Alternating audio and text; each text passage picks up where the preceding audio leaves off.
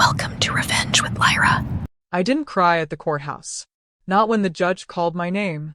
Not when I saw my father sitting beside my mother, both dressed like it was Sunday service. Not like they were about to stab me legally. And not even when my sister refused to look me in the eye. I just sat down, folded my hands in my lap, and waited. Because by that point, I had run out of ways to ask why. I'd been working since I was 16. First at a frozen yogurt shop, then nights at a warehouse. Never asked for a dime. Never got one. Not even on birthdays. When I told my parents I got a full ride to college, they said, "Don't get cocky. Your sister could have too, if she applied herself." So I worked harder. Picked up jobs. Paid for books. Paid for everything. And when I fell in love, I didn't expect help.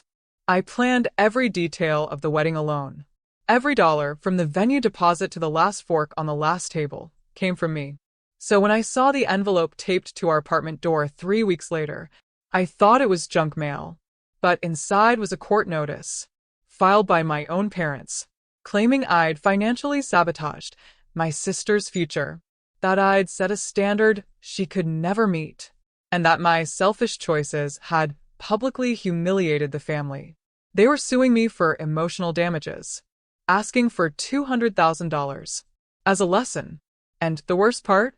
I remember once, years ago, my sister held my hand and whispered, "You're the only one who ever makes me feel safe." Now she sat across from me, beside them, silent. The judge looked up. "Ms. Danner, do you have legal representation?" I opened my mouth, but the sound that came wasn't mine. From the back row, a deep voice answered, "Yes, she does."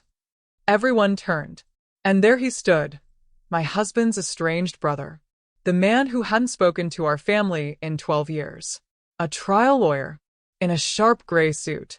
He walked past my parents like they were shadows, and sat beside me." He didn't smile, didn't even glance my way.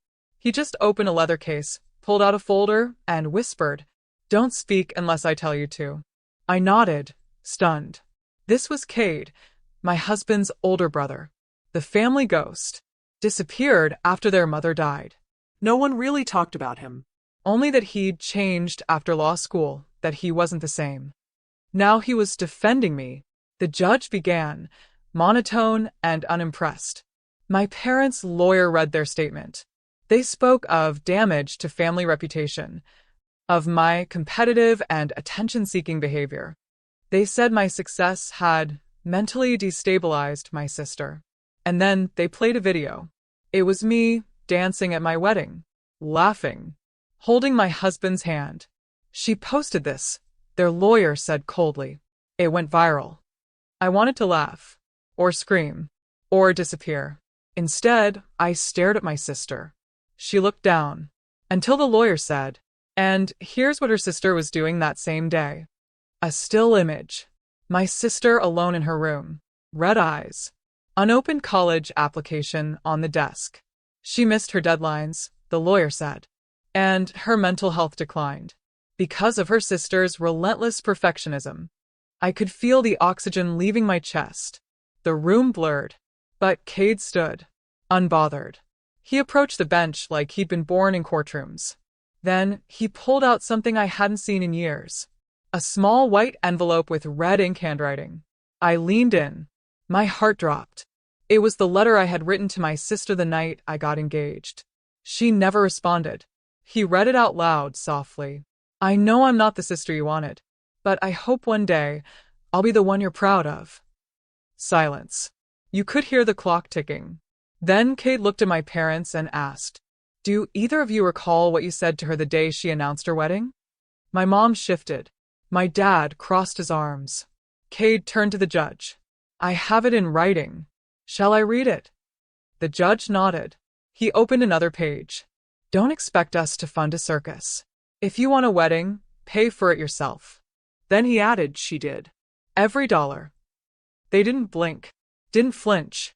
Not when the letter was read. Not when Cade recited the receipts, catering, dress, venue, photographer, all of it. $43,700. Every cent from my savings. Not a dime from them. And yet, they sat there like I had stolen their legacy. The judge asked if I had anything to say. My lips parted, but nothing came out. Because how do you explain a lifetime of emotional exile? How do you list the birthdays they forgot? The way they always introduced me as the independent one. Like that was a flaw? How do you say, I never asked for anything, and maybe that's why you gave me nothing? But Cade, he knew. He walked back to our table, slow and composed. Then he opened his final document. I saw my sister's name at the top. Academic probation letter, he said quietly. Dated 2 months before my wedding. Her grades were already failing, he told the court. And the reason listed here is not sibling pressure. It's unauthorized use of tuition funds. Gasps. The courtroom shifted. He let that hang in the air like thunder before the storm. Then he added, Your Honor, my client didn't steal her future. Her sister sold it. My parents went pale.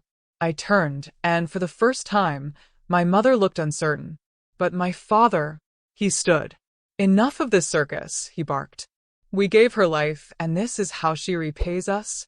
That's when Cade stood up too, slow, calm, voice sharp as glass.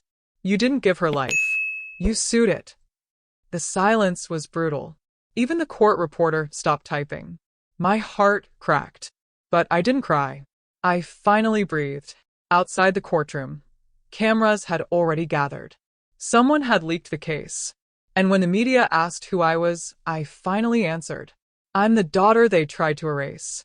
But I'm still here. The article spread like wildfire. Bride sued by her own parents, sister's jealousy exposed in court. By morning, my inbox was flooded. Strangers wrote to say they saw themselves in me. Survivors of golden child dynamics. People who were always told, You're strong. You don't need help. But there was one email that stopped me cold. It was from Ms. Rayburn, my high school counselor. She wrote, I always knew something was off when your parents never came to parent-teacher night, but I never imagined this. I'm sorry. Funny how the deepest cuts don't come from strangers. They come from the people who are supposed to protect your softest parts. Cade and I sat at the kitchen table, wedding photos untouched in a silver box beside us. He watched me open a small velvet pouch, the one that held the pendant I wore on our wedding day. It was my grandmother's, the only family heirloom I'd ever been given. Quiet, gold, engraved with the word, resilient. They want it back, I said quietly. It was technically passed down through their side. Cade raised an eyebrow, and I held it tighter.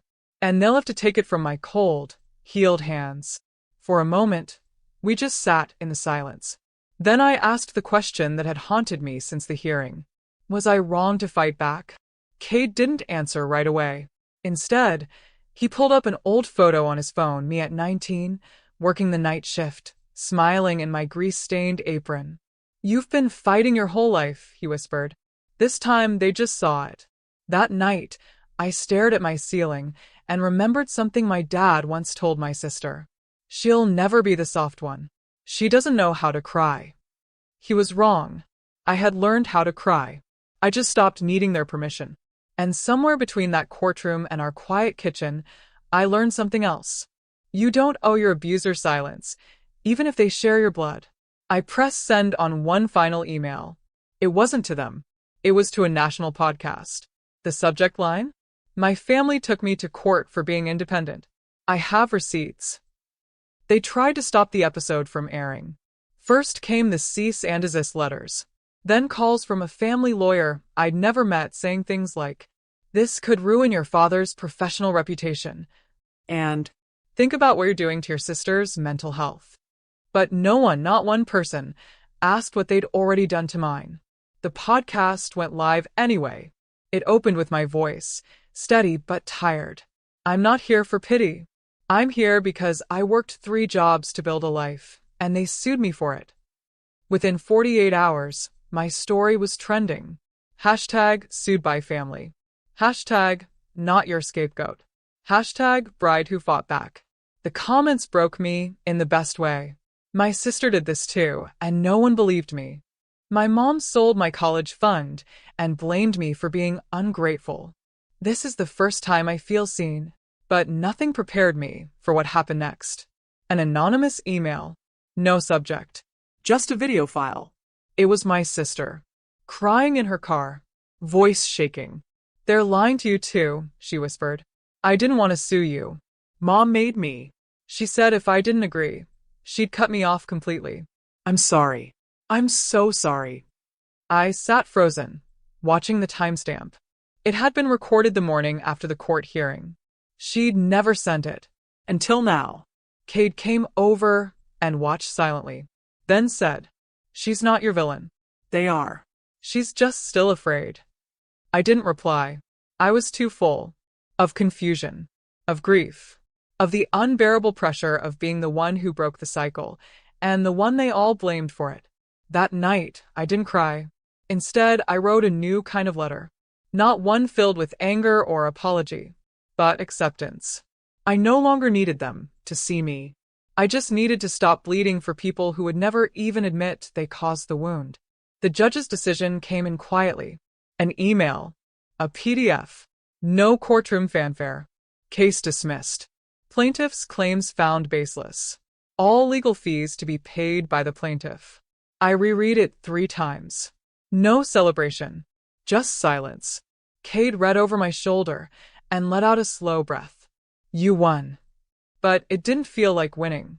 It felt like standing in the wreckage of a war you never asked to fight. The lawsuit was gone, but so was something else. I hadn't spoken to my parents in 6 weeks. No calls. No texts. Not even a holiday card. And the silence, at first, was peaceful. Then strange. Then something I started to prefer. Until one night I got another message. From a news outlet.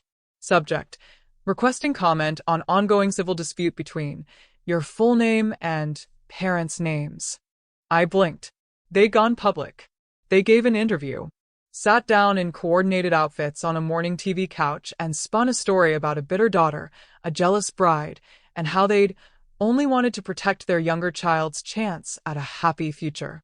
I watched it in silence, heart rate steady, face blank, until they showed a photo of me in my wedding dress. A photo they weren't authorized to have. Caption: a strange daughter who allegedly stole spotlight and money. I turned off the TV, called my lawyer, then called someone else.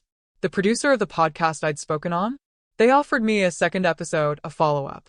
A full visual interview. This time, I didn't hesitate. I sat in that studio, wore the same shoes I wore to my wedding, the ones I bought on clearance after saving for months. And I told the truth. About the lawsuit. About the manipulation. About the silence that followed my strength.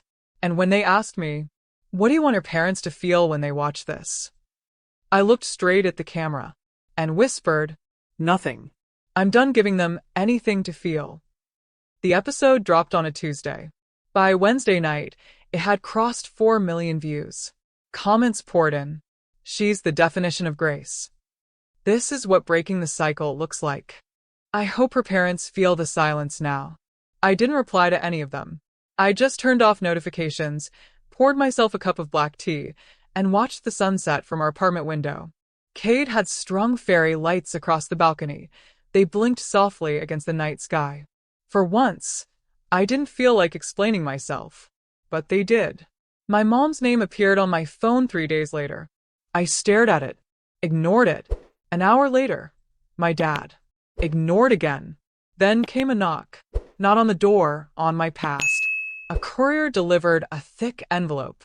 No return address. Inside, a typed letter. "We understand now. We were wrong. But it's hard to lose a daughter over pride. Your sister's not speaking to us either. Please talk to us." No apology. Just positioning. Like they were the real victims now. I placed the letter back into the envelope and tucked it in a drawer I no longer opened. That same evening, my sister, the bride whose spotlight I supposedly stole, messaged me for the first time since the lawsuit. It wasn't what I expected. Hey. "Just watched your podcast." I'm sorry. I was too caught up in being the favorite to realize I was being used too. "I miss you." For a second, I wanted to delete the message, but I didn't. I sat with it, then replied, simply, "I miss who we were. before their version of love got in the way. She sent a photo back. It was from years ago, both of us, in my old college dorm, eating frozen yogurt on the floor, laughing at something neither of us remembered. A memory that didn't belong to them. And for the first time in months, I smiled. The courthouse steps looked different this time. Not because they were less intimidating, but because I wasn't the one on trial anymore. This time, it was the judge calling out my parents publicly for filing a spiteful and frivolous lawsuit against their own daughter. Their lawyer kept glancing toward them, silently pleading for dignity. But pride dies loud. My father interrupted the ruling. I paid for her life until she was 18. She owes us. The judge raised a hand. You owe her an apology, he said flatly, and a dismissal. With that, it was over. No financial settlement. No damages granted. No clean win for anyone except peace. But the real verdict came weeks later, quietly. A scholarship fund was launched in my name. Not by me. By a stranger, a podcast listener who'd built her own business after surviving years of parental control. She named it the Monroe Fund. For every girl who's been told she doesn't deserve her own story. Emails followed. I left my toxic family after hearing your voice. I thought I was alone until I saw your courage. I finally feel seen. I didn't expect to be anyone's symbol. I just wanted to breathe without asking for permission. But maybe this was what healing looked like. Not noise. Not revenge. Just reclaiming what they tried to take. My voice. My future. My name. That night, Cade took me to the coast. No ring yet. No pressure. Just the air and quiet space. He looked over and said, I don't want to save you. I just want to witness you. I smiled through the wind. And for the first time in years, I believed I was whole.